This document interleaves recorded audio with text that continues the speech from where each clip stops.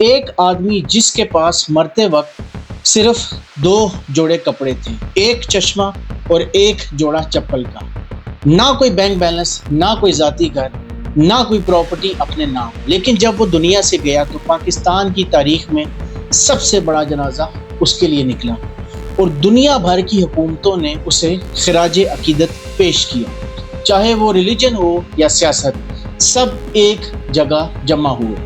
یہ کہانی ہے عبدالستار ایدھی کی، اس آدمی کے جس نے سب کچھ چھوڑ کر صرف انسانیت کو اپنا مقصد بنا لیا۔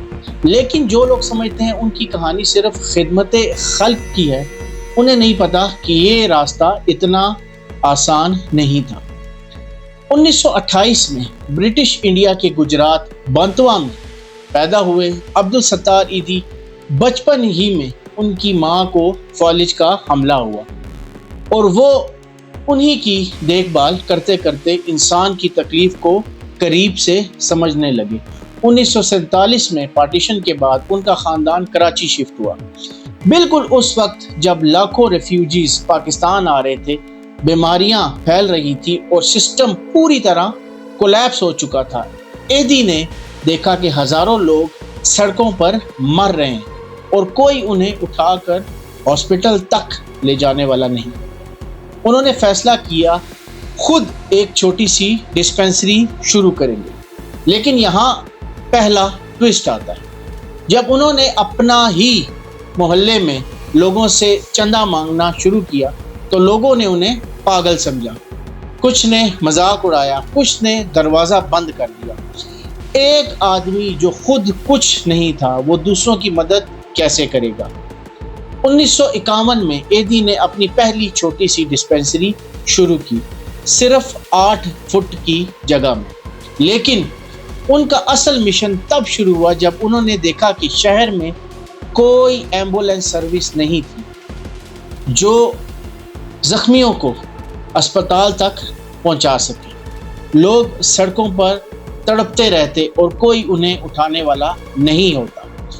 ایدھی نے اپنی زندگی بھر کی بچت اور لوگوں سے ادھار لے کر ایک پرانی وین خریدی جو بعد میں پاکستان کی پہلی پرائیویٹ ایمبولینس بن گئی۔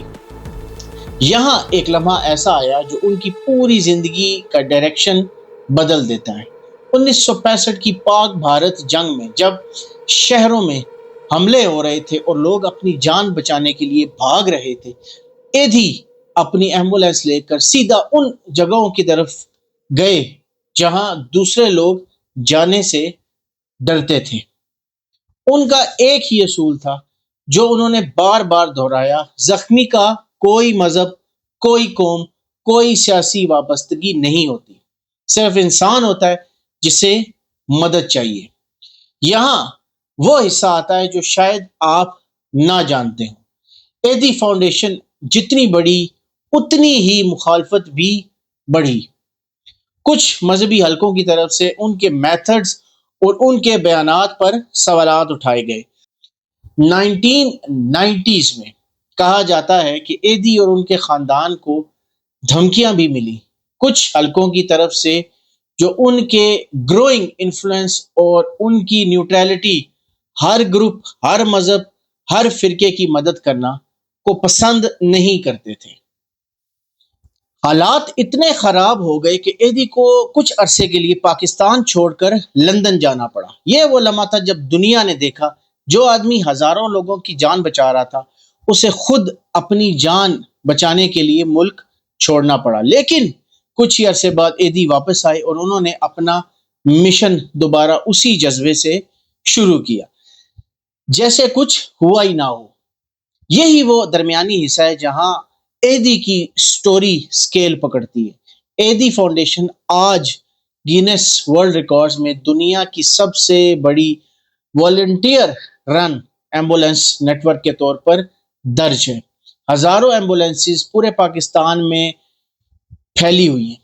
لیکن صرف ایمبولینس نہیں، ایدھی نے آرفینیجز بنائے، مینٹل ہیلتھ فیسلٹیز بنائی اور وہ مشہور جھولے لگائے جہاں کوئی بھی اپنا ناخواستہ بچے کو چھوڑ کر جا سکتا تھا بنا کسی سوال کے، تاکہ وہ بچہ زندہ رہ سکے۔ کسی کچرے کے ڈھیر میں نہ پھینکا جائے۔ ان کا ایک جملہ مشہور ہے جو ان کی پوری فلسفی کو بیان کرتا ہے۔ لوگ اتنے بے حس ہو گئے ہیں کہ انہیں دوسروں کا درد محسوس ہی نہیں ہوتا، اسی لیے انہوں نے اپنی پوری زندگی اس بے حسی کو ختم کرنے میں لگا دی۔ 1988 سے لے کر آخری سانسوں تک انہوں نے یہ سب کچھ بنا کسی ذاتی پراپرٹی، بنا کسی لگژری کے کیا۔ ان کی بیوی بلقیس ایدھی نے بھی ان کے ساتھ اس مشن کو کنٹینیو رکھا، خاص طور پر ان بچوں کے لیے جنہیں جھولوں میں چھوڑا گیا تھا۔ 2016 میں جب ایدھی کا انتقال ہوا تو کچھ ایسا ہوا جو پاکستان کی تاریخ میں کم دیکھا گیا۔ ان کے جنازے میں پاکستان آرمی نے 19 گن سلوٹ دیا۔ یہ اعزاز عام طور پر صرف اسٹیٹ آفیشلز کو ملتا ہے، ایک عام شخص کو کبھی نہیں ملا۔ ہر مذہب، ہر فرقے، ہر سیاسی جماعت کے لوگ ان کے جنازے میں شرکت کے لیے آئے۔ انہوں نے پہلے ہی وصیت کر رکھی تھی کہ ان کے جسم کے اعضاء یعنی کہ ان کے جو آرگنز ہیں ڈونیٹ کر دیے جائیں، لیکن ان کی اپنی آنکھوں کی بیماری کی وجہ سے صرف کارنیا ہی کام آ سکا، جو انہوں نے 2 ضرورت مندوں کو دے دیا۔ ایک آدمی جس کے پاس کچھ نہیں تھا، اس نے مرتے وقت بھی سب کچھ دے دیا۔ آج اتنے سال بعد ایدھی فاؤنڈیشن ابھی بھی چل رہی ہے۔ ان کے بیٹے فیصل ایدھی اور ان کی بیوی بلقیس ایدھی اس مشن کو آگے بڑھا رہی ہیں، لیکن سوال یہ ہے کہ کیا کوئی دوسرا انسان وہ جذبہ دوبارہ پیدا کر سکتا ہے جو ایدھی کے پاس تھا، جہاں کوئی ذاتی خواہش نہ ہو، کوئی ذاتی فائدہ نہ ہو، صرف دوسروں کی مدد کا جوش ہو۔ کچھ لوگ کہتے ہیں کہ ایدھی جیسا انسان صدیوں میں ایک بار پیدا ہوتا ہے، دوسرے کہتے ہیں کہ ان کا اصل مقصد یہ تھا کہ ہر انسان اپنے اندر وہ حصہ تلاش کرے جو دوسروں کے لیے کچھ کرنا چاہتا ہے۔ ایک آدمی جس نے کبھی اپنے لیے کچھ نہیں رکھا، اس نے پاکستان کو وہ دیا جو شاید کوئی حکومت، کوئی ادارہ نہ دے سکا، وہ ہے بھروسہ۔ آج بھی جب کوئی پاکستان میں ایمرجنسی میں ہوتا ہے تو نام سب سے پہلے ذہن میں آتا ہے، وہ ہے ایدھی۔ تو آپ کیا سوچتے ہیں، کیا ایسا انسان دوبارہ پیدا ہو سکتا ہے، یا ایدھی سچ میں ایک ہی بار پیدا ہونے والا انسان تھا؟ اپنا جو کمنٹس ہیں وہ لازمی شیئر کیجیے گا، اور مجھے یہ بتائیے گا کہ نیکسٹ ویڈیو کس پرسنالٹی یا کس انسیڈنٹ پہ بنائی جائے۔ Thank you so much.